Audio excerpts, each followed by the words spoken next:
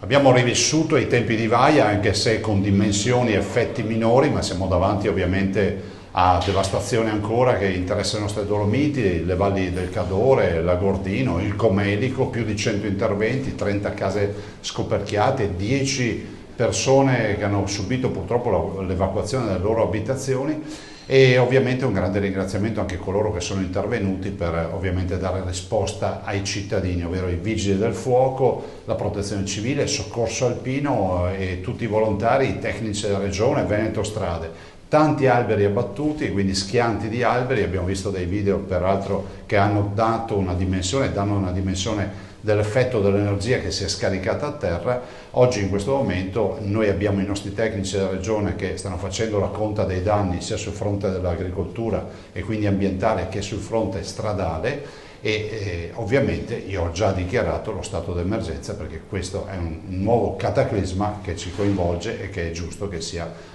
catalogato come tale, quindi l'emergenza c'è tutta fino in fondo.